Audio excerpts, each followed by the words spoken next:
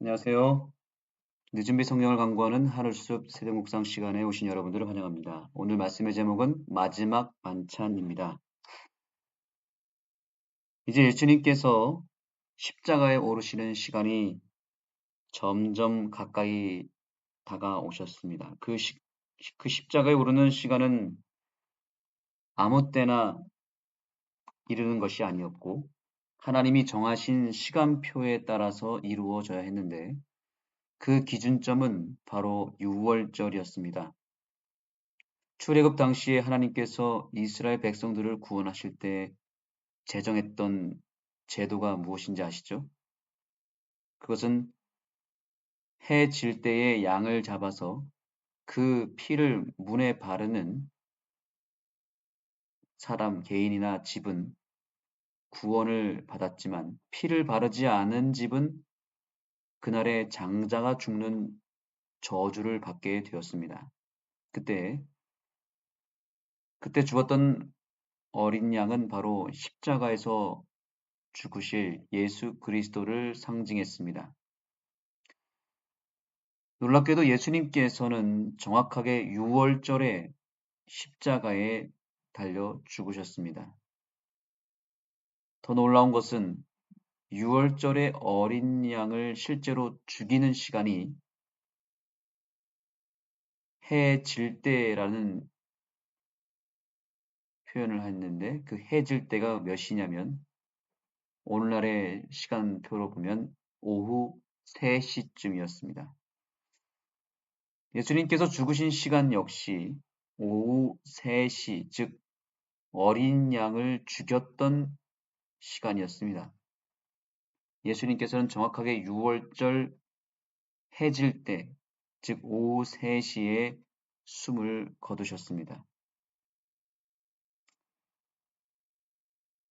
예수님께서는 6월절 어린 양으로서 십자가에 오르시기 전에 제자들과 마지막 만찬의 시간을 가졌습니다. 제자들에게 그분의 죽음에 대한 의미를 알려주시고자 그러한 자리를 마련했습니다. 그래서 떡과 포도주를 준비하셨습니다. 예수님께서 마지막에 제자들에게 꼭 알려주시고자 했던 것은 바로 다름 아닌 그분 자신의 죽음과 부활, 즉 십자가를 알려주고자 했습니다. 그 떡과 포도즙 안에는 예수님의 죽음과 부활을 상징하는 의미를 갖고 있었고 십자가를 드러냈기 때문에 그 시간은 상당히 중요했습니다. 그 어떤 가르침보다도 중요했습니다. 마지막 만찬은 곧 마지막 수업이었습니다. 마지막 수업의 내용은 바로 십자가라는 주제였습니다.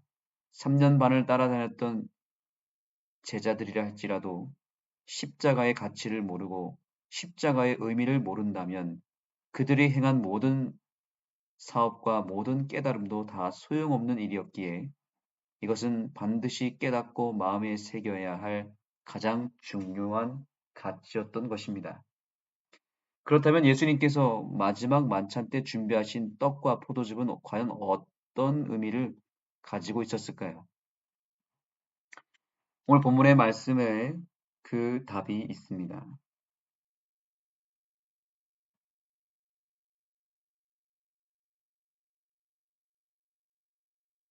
여기 본문의 말씀,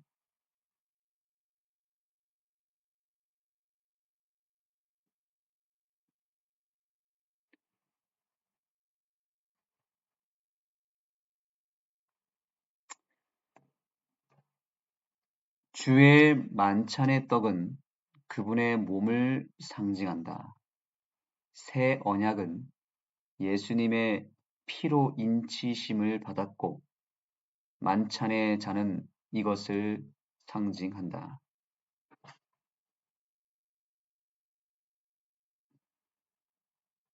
예수께서 이르시되 이것은 많은 사람을 위하여 흘리는 나의 피, 곧 언약의 피니라 하고 말씀하신다. 만찬의 잔은 예수님의 피를 상징했고 만찬의 떡은 그분의 몸을 상징했습니다. 이것은 예수님의 죽음과 부활을 상징했습니다. 이것이 곧 새 언약이라고 여기서는 이야기합니다. 새 언약이라고요.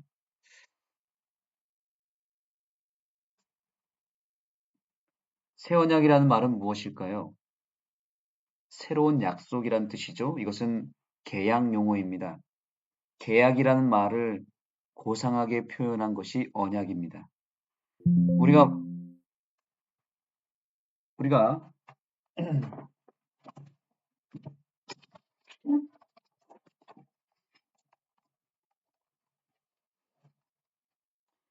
우리가 보험을 들을 때 보험을 수정하거나 그 내용을 변경하게 되면 새롭게 계약을 체결하지 않습니까? 그것을 재계약 혹은 갱신이라고 말합니다. 새 언약이라는 말은 무엇인가요? 하나님과 이전에 맺었던 언약은 이제 파기하고 그 언약에 더하여 더 풍성하고 더 좋은 것들을 그 언약의 내용을 더 좋은 것들로 업그레이드하게 되었을 때에 새롭게 약속을 잡아야 한다는 의미입니다.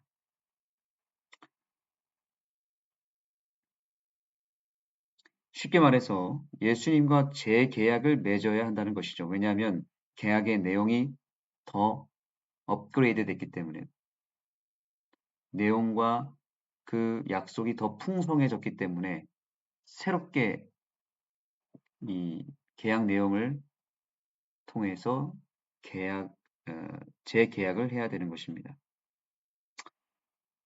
그래서 재계약을 통해서 새롭게 제시된 체결 조건이 무엇이었는가를 봐야 되는데요. 그것은 바로 예수 그리스도의 피, 즉 언약의 피를 마시우라는 것입니다. 그 언약의 피를 영접하고 받아들이라는 것입니다. 이것이 이루어지지 않으면 예수님과의 재계약이 불가능하다는 것이죠. 6월절 당시에 각 가정별로 양을 죽여야만 그 가족이 구원을 받았습니다. 그런데 죽이는 것으로 끝났나요? 그렇지 않습니다. 반드시 그 피를 발라야 했습니다. 피를 바르지 않은 집은 다 심판을 받았죠. 그 당시에 하나님이 보신 것은 그 사람의 신분을 보거나 또 얼마나 오래 하나님을 믿었는지를 보거나 그 사람의 배경을 본 것이 아닙니다. 혹은 그 사람의 어떤 능력이나 노력을 본 것도 아닙니다. 얼마나 율법을 많이 지켰느냐를 본 것도 아닙니다. 오로지 한 가지만 보셨습니다. 그것은 바로 어린 양의 피를 발랐느냐, 바르지 않았느냐, 이 한 가지만 확인하신 것입니다. 만약에 이스라엘 백성이라 할지라도 심지어 모세와 아론과 같은 하나님의 신실한 종이라 할지라도 그 집이 피를 바르지 않았다면 피를 거부한 모든 사람들은 다 심판을 받아야만 했습니다. 반대로 애굽 백성이라 할지라도 심지어 그 악한 바로 왕이라 할지라도 회개하여 하나님의 말씀에 순종하여 어린 양의 피를 그날 즉시 발랐다면 그들은 그들의 과거의 행적과 상관없이 구원을 받았을 것입니다.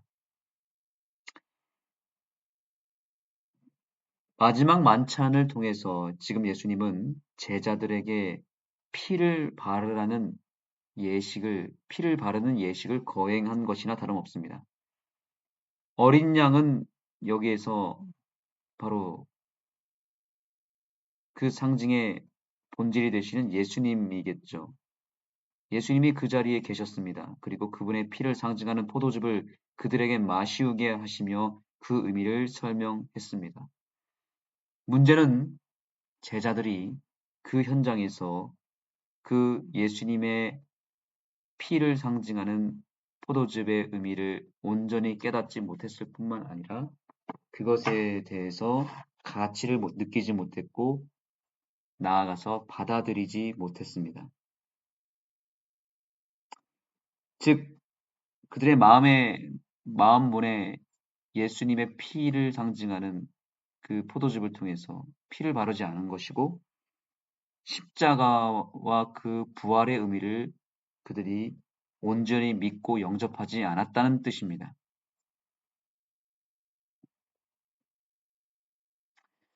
그래서 여기 본문에도 이런 표현을 하고 있습니다. 이 모든 것은 제자들이 받아들이기에 너무 힘든 일이며 특별히 다른 사람은 다 버릴지라도 자신은 버리지 않을 것이라고 주장하는 베드로에게는 더욱 그러했다는 것입니다.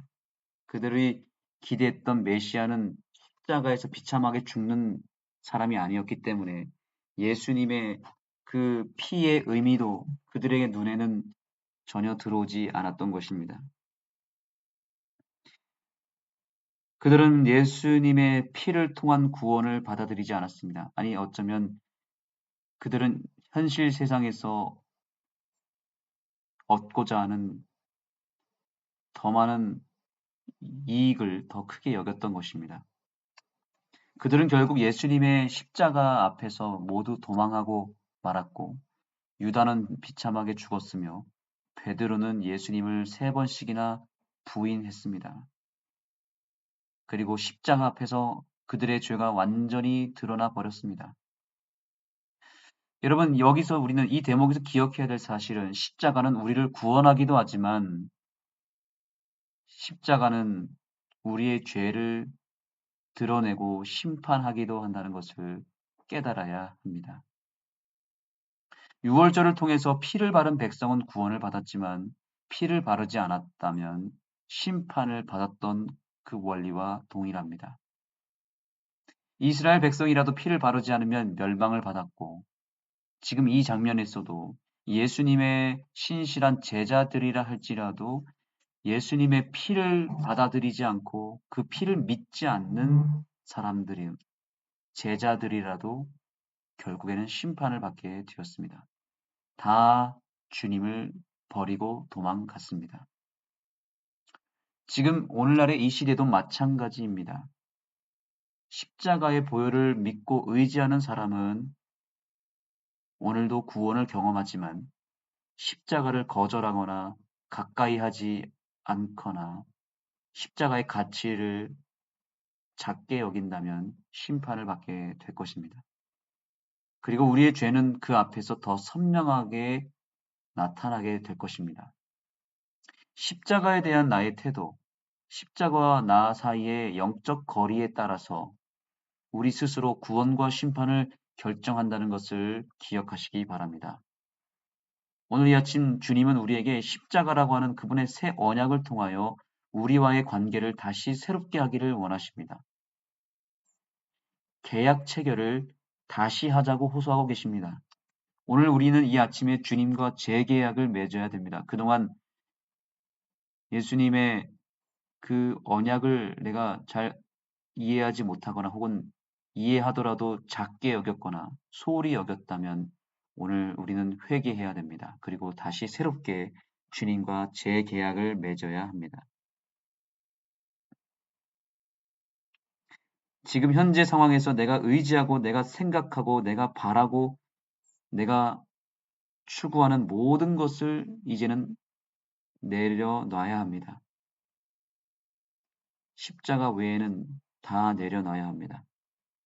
그리고 다시 새롭게 내가 의지해야 할 것이 무엇인지를 정확하게 인식하고 그것이 우리 인생의 십자가가 되도록 간구해야 되는 것입니다.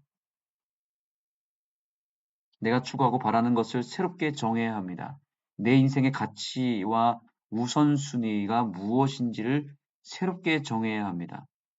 오늘 우리는 스스로에게 질문을 던져야 합니다. 예수님이 나에게 건네는 이 십자가의 피가 담긴 언약의 잔을 내가 지금 마시겠는가? 아니면 버리겠는가? 내 속에 예수님의 피가 차지하는 비중은 얼마나 될까? 세상이 주는 가치를 더 많이 마시운 건 아닌지, 아니면 예수님께서 주시는 복음, 즉 십자가의 그 보혈의 피의 잔을 내가 더 많이 마시고 있는지, 우리는 스스로에게 질문을 던져야 합니다. 그렇게 돌아보면서 우리 안에 예수 그리스도의 피가 가득 채워지고 그분의 피가 내 안에서 철철 흐르기를 갈망하며 진정한 행복과 구원이 주는 기쁨이 우리에게 밀려 들어오게 되기를 간절히 소망합니다. 결국 우리의 몸의 건강도 피에 달려 있지 않습니까? 건강한 피가 잘 돌아야 몸이 튼튼하고 늘 행복합니다. 그러나 그 피가 줄어들거나 피가 혼탁하거나 피가 돌지 않으면 사람은 죽습니다. 그런데 그것보다 더 무서운 질병은 예수 그리스도의 피가 돌지 않으면 정말로 불행한 인생이고 이 세상 최고의 저주입니다. 저주 같은 인생을 살면 안 되겠죠. 저주 같은 인생이라 할지라도 인생의 진정한 회복과 역전을 이룰 수 있는 비결, 참된 행복을 즉각적으로 경험할 수 있는 비결이 있습니다. 그것은 예수 그리스도의 피가 내 안에서 흐르게 두면 됩니다. 피가 돌면 회복이 되듯이 예수 그리스도의 피가 내 안에 돌기 시작하면 그 즉시로 몸이 회복됩니다. 그 즉시로 인생이 달라집니다. 그 즉시로 삶이 변화되고 하나님의 생명력이 돌기 시작하면서 놀라운 기쁨과 행복이 넘칠 것입니다. 오늘 이 새벽에 우리는 간구해야 됩니다. 예수 그리스도의 피가 내 안에 흐르게 해달라고 기도해야 됩니다. 주님께서 건네주시는 새 언약의 잔, 그 피를 마심으로 주님과 나 사이가 더 새로운 관계로 나아가는 재계약을 맺게 되기를 소망합니다. 기도하시겠습니다. 하나님 감사합니다. 오늘 우리에게 다가오셔서 우리의 관계를 새롭게 하고 우리가 그동안 맺었던 계약을 파기하여 다시 새롭게 새 언약을 맺게 해주셔서 감사합니다. 그동안 주님과 잘못된 계약 속에 있었는지 모르겠습니다. 자꾸 주님을 믿는 일에 있어서 다른 생각을 했는지 모르겠습니다. 내 행위를 의존하고 율법주의적인 신앙 속에서 주님의 피를 놓치고 내 구원을 위해서 내 노력과 내 생각이 가미되어서 피가 혼탁하게 되었는지 돌아보게 해 주셔서 감사합니다. 하나님, 우리 안에 흐르는 피를, 이 혼탁한 피를 다 제거해 주시고 다시 십자가를 통해서 새롭게 부여받는 새로운 피, 깨끗한 피를 우리에게 허락하여 주셔서 예수 그리스도의 보혈의 피가 나를 살리고 나의 인생을 바꾸는 이 하루가 되게 하여 주옵소서. 예수님의 이름으로 간절히 기도드립니다. 이제 기도의 시간을 갖겠습니다. 오늘 예수님의 피가 주제였는데요. 예수님의 피, 그것은 이론이 아니고 또한 어떤 방법이 아닙니다. 이것은 우리가 오늘 기도를 통해서 하나님께로 직접 공급받아야 될 생명이고 복음입니다.